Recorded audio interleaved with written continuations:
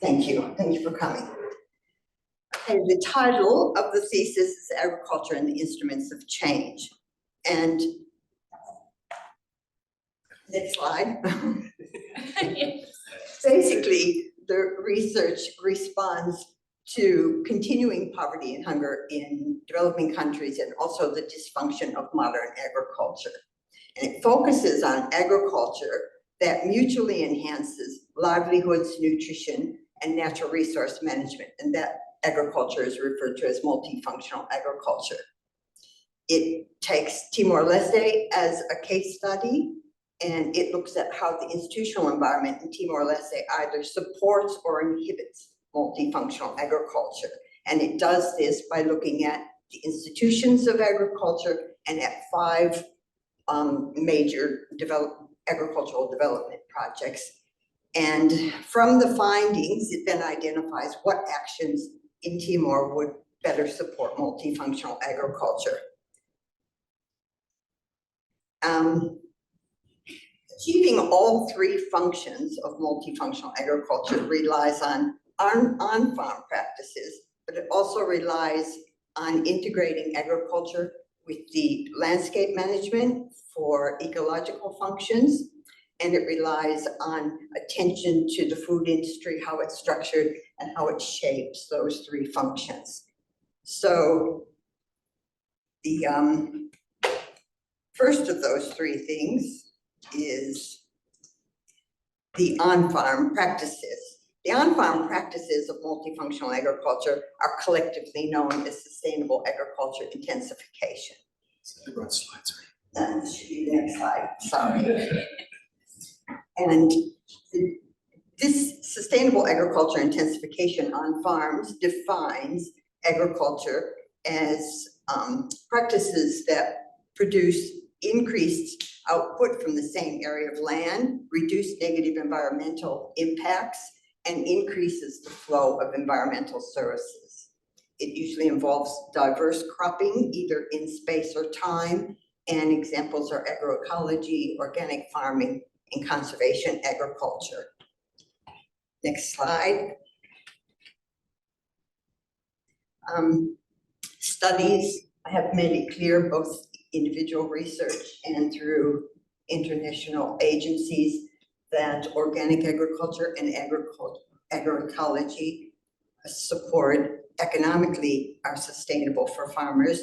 They support food for a global population is quite possible, and they provide environmental sustainability and greater resilience. So in taking, next slide, Timor-Leste as a case study, it was selected on the basis that the nutritional status of the country is described as serious, bordering on alarming. About 50% of children under the age of 5 are stunted.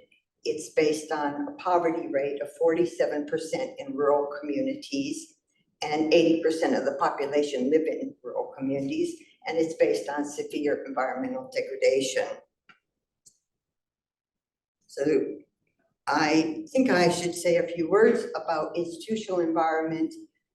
What I am referring to are those formal and informal pathways that create path-dependent processes, and that includes formal institutions like government that set policies, regulations, and budgets, as well as other institutions such as agricultural education, extension, research. Informal institutions such as social and cultural norms and the history of a people shape their practices, their beliefs, and their behaviors. The methodology, whoops. Good on you. The fieldwork in Timor-Leste took place in 3 lots in 2017, 2018, and this year in August. So I had about a 5-year gap over COVID and some other interruptions. But the fieldwork included looking at the institutions of agriculture, looking at the 5 agricultural development projects, which included FAO's conservation agriculture, climate smart agriculture by local NGO in Timor called RIBIA, the USAID's Avanza project, which is really centered on marketing, an Australian project called Smallholder Cattle Enterprise Development, funded by ACER, and SAPIP, Sustainable Agriculture Productivity Improvement Project, funded by the World Bank and operated through Timor-Leste's Ministry of Agriculture. The fieldwork included in 3 universities and 2 agricultural technical institutions and key informant interviews. So through the focus group discussions and interviews, I spoke with 183 farmers, 33 extension officers, 22 agricultural educators, 73 agricultural students, and 28 key informants. Key informants were basically national directors within the ministry and district directors and staff of development agencies and other international agencies and local and international NGOs. The scale of agricultural change is being promoted by international experts and international agencies is described as radical or revolutionary or requiring transformative changes in our markets, in our science, in our policies. And so it begs the question, how does such large-scale change happen? This is really the core of the research. How do we transition to multifunctional agriculture? How can that happen? And I use 3 approaches to this, and each comes from a body of literature, including agriculture, development, and sustainability. So the first lot is the principal instruments of change. The agricultural literature that's pursuing more sustainable agriculture has identified a range of instruments that collectively, I refer to them collectively as principal instruments of change. They include embedding multifunctional agriculture in national policy and making sure that that's reflected in a national budget, as well as in education, extension, and research. It means increasing communication between farmers, scientists, and extension officers to better understand farmers' constraints, their preferences, and their local knowledge. It includes the need for necessary infrastructure, secure land tenure, diverse genetic resources, closing the gender gap in agriculture, and enhancing smallholder competitiveness. Now, establishing all those instruments is very much reliant on formal institutions. And so the pursuit of multifunctional agriculture requires understanding those institutions and understanding institutional change. So the next approach to answering the question about change comes from the development literature. And to understand institutional environments, I used a conceptual model called Drivers of Change. It was initiated by the UK Department of International Development. And the model studies social, economic, and political influences on the relationship between these 3 sectors, between structural features of the population influenced by their history and social economic conditions, formal institutions themselves, both formal and informal. And in this case, we're talking agents as the development sector, primarily individuals and organizations pursuing particular interest. When I use this to analyze the findings I came up with, next slide, yeah, are basically in the structural features area. After 400 years of colonization and 24 years of violence and occupation in Timor by Indonesia, there were many problems for farming. Some of the primary ones is the lack of organizing capacity, the lack of knowledge, the lack of resources, so a whole range of problems. And Another problem is that there are continuing social and political tensions that have developed a politics of clientelism rather than a problem solving itself. So despite 20-odd years of independence, there's many of these structural features, such as nutrition, services and infrastructure, that are not fully resolved. In terms of the institutions, if we think back to the principal instruments of change, the primary thing was embedding multifunctional agriculture in national policy and reflecting that in the budget. But in Timor, there's a lack of any clear agricultural policy.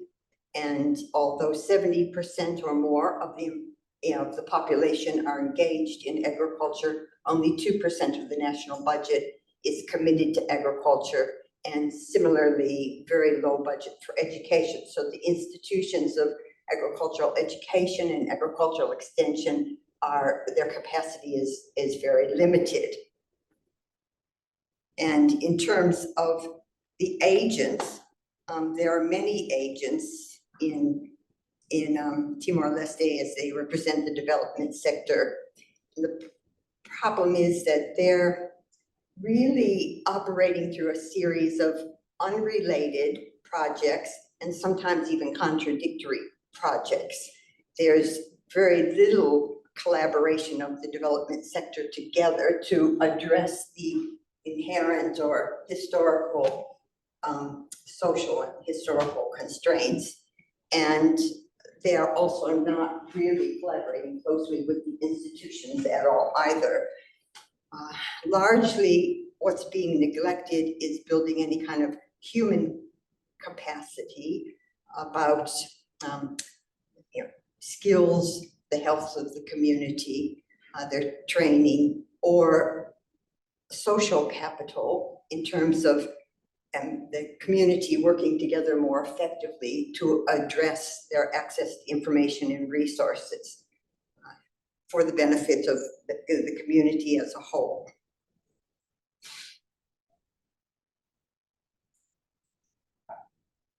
I think I should add that it doesn't mean that there aren't very good development projects in Timor-Leste. There certainly are, but the problem is that once those projects end, when you have circumstances as depicted by the previous slide, it means that there's not a context in which whatever was beneficial can be continued, the support for that project can be continued, or it could be scaled up. There's just not the capacity for that. So in that respect, my research signals that unless there's institutional change, then it's more likely that conventional pathways will undermine the adoption of multifunctional agriculture in Timor-Leste.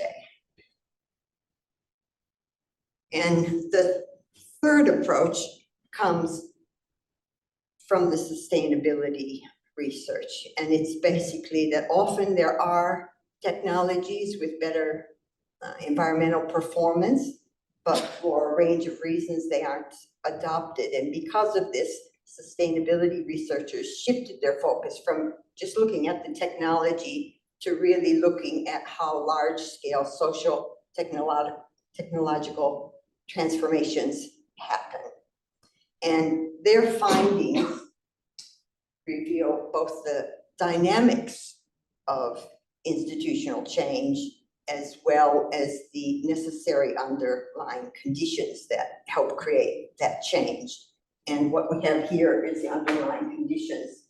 So the first primary thing is providing the knowledge, skills, and behavior that support the preferred technology, in this case, multifunctional agriculture. So that's agroecology knowledge, thinking socially and critically about what technology is being adopted, encouraging agents of change, building networks of association for faster learning. Communication skills are very important in terms of exchanging ideas, increasing understanding, trust, and confidence in resolving problems, and creating conflict resolution. and working closely with the community for solutions to be context specific and also to enhance the farmers' capacity to drive their own change. So now I'm going to turn to those enabling actions that I've identified and just give you a sense of how that is.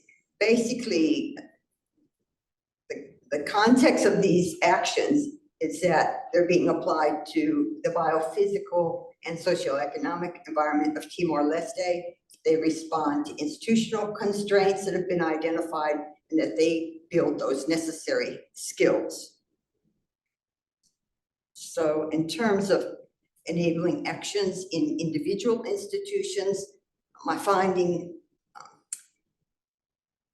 this is just a highlight of the findings, but there's very little agroecology understanding, and it's despite teachers and students being very interested in agroecology, but very limited access to the knowledge and little understanding of it. So, so that's a major constraint. And although education identifies or recognizes the obstacles for farmers, they don't really seem to have a capacity to engage with those farmers' constraints in a way that explores how they might be resolved. So the enabling actions are targeted at strategies to build the ecological knowledge and skills, and actions that are going to match the students' educational needs to the community's development needs. So they're working more closely with community.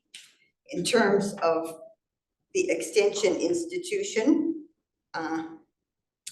because there's been such a large reliance on development sector, it's created very much a waiting culture among farmers, where they just wait to see what material goods the next project will bring, rather than how the next project will build on their knowledge and skills from the previous project.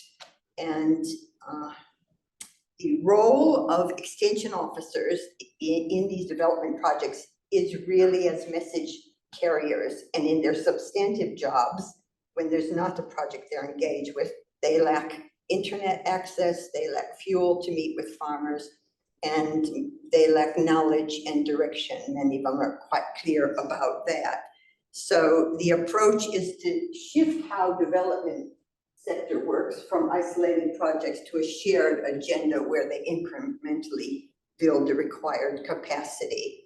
And the extension officer's role is seen not just as delivering information about the technology, but really as being more proactive in working with farmers to resolve their constraints. And in the value chain area, for the third and final example on this slide, is that Timorese farmers lack very much the basic numeracy and business skills, and with a lack of storage, processing, and transport, they don't have a strong bargaining power. They really have very weak bargaining power, so they're very much price takers. And the approach of using value chains as a development strategy has basically centered on increasing production and just linking the farmers with potential buyers, but without really addressing the farmers' capacity for sustainable production and market readiness. So the enabling actions center on local markets and institutional procurement to develop the basic skills in collective action, the capacity for reliability and coordination of supply, and diversifying a local market processing and services. And I better rush to my last slide, which is the research on institutional change highlights also the importance of a collective vision. And so the collective vision or proposed long-term strategy for Timor-Leste includes the use of agroforestry and common pool resource management. And this is on the basis of the following, that Timor-Leste's topography is 72% mountainous.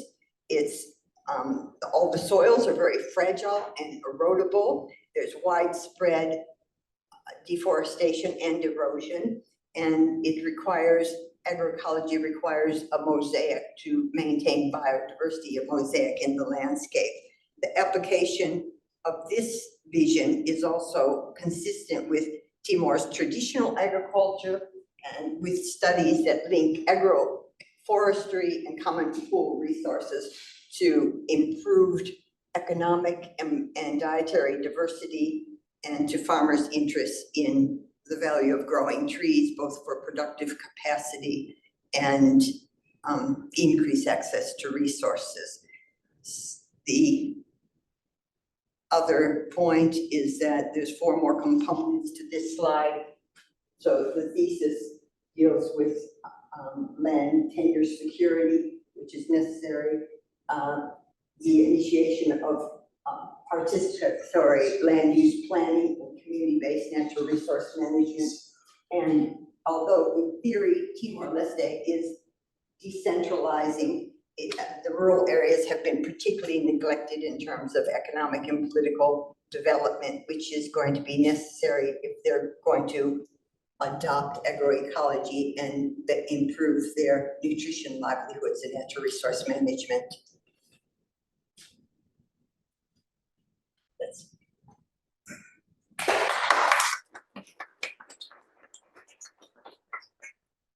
You have time for questions, huh? Yeah, we probably have 1 or 2 questions. I think everyone here is okay for the next 5 minutes at least. Yeah, 5 minutes, yeah. As always, I have. Oh, you go first, Jeff. Okay, Jeff, you go first. Thanks, Sandy. It's good to see it all come together. Seems like the focus has really shifted or has become more about institutional change, I guess, over time.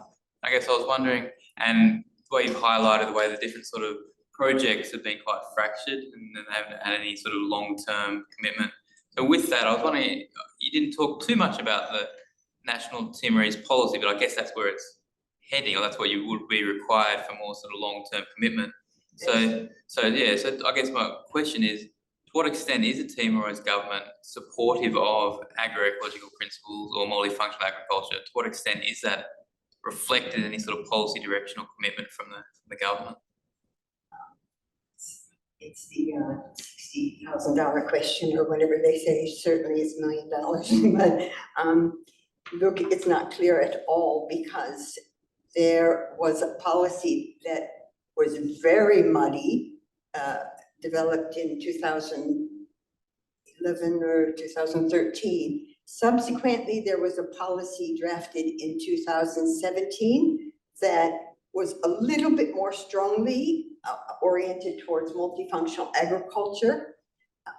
Still could be improved, but that policy was proposed in 2017, and it's 6 years later, and it's still draft, and it's at the bottom of the pile, and it's in the too hard basket. So I think there's different views about what approach to agriculture is really going to benefit Timor-Leste. And one of them is a very conventional view about bigger farms and agrochemicals, and the other is more aligned with multifunctional agriculture.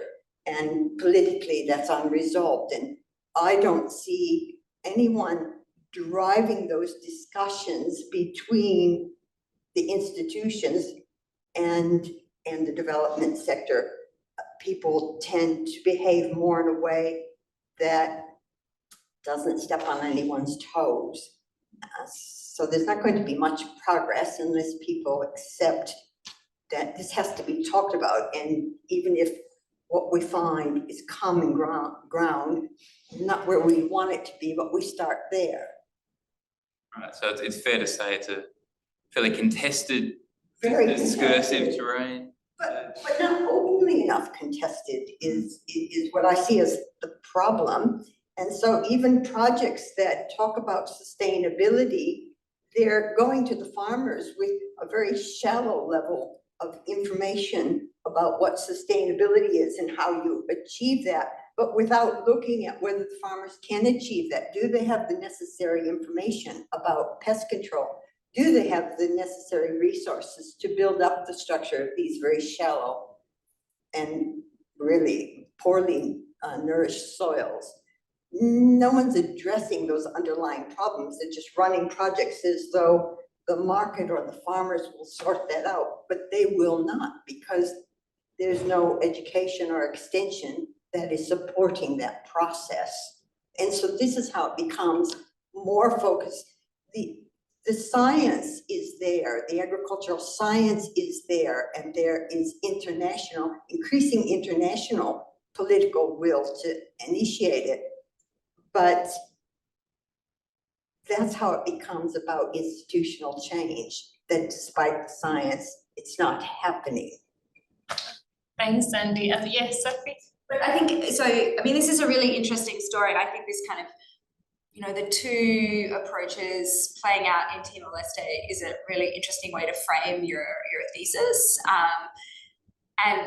But I guess that, you know, just across the border, you see the kind of ever-growing expansion of plantation farming, and that's the kind of, that's the alternative position, right? And so I'm kind of interested in like the role of plantations and, you know, what, you know, do they have any presence in Timorese agriculture that you're kind of coming up against, or, you know, is it still small scale? Sorry if I could interrupt. There's certainly private interest from overseas interested in developing plantations. But what I'm proposing, and I'm not the only one, I mean, there are, as I say, good projects, but you can have those plantations and the money can go out of the country. So for livelihoods, for nutrition, it's developing agroforestry on these very small farms so they can increase productivity by growing vertically and more diverse for more resilience. And also, someone has to manage these huge areas that, having returned after 5 years, I was alarmed myself how much more degradation exists. And if 80% of the population are there, then it makes sense to integrate those two through agroforestry and common pool resource management.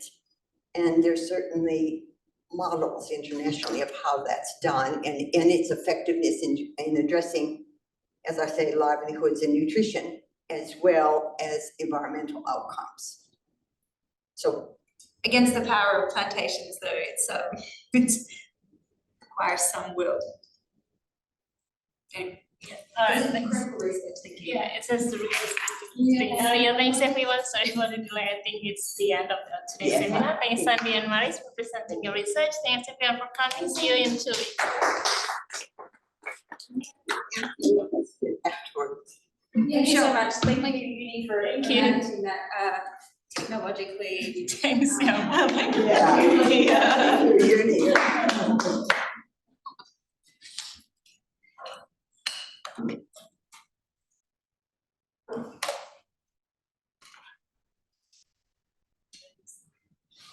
I'm just more or less. Anyway, I'll let you guys We can do this. Oh, thank you. Do you know the funny thing is, I actually had a version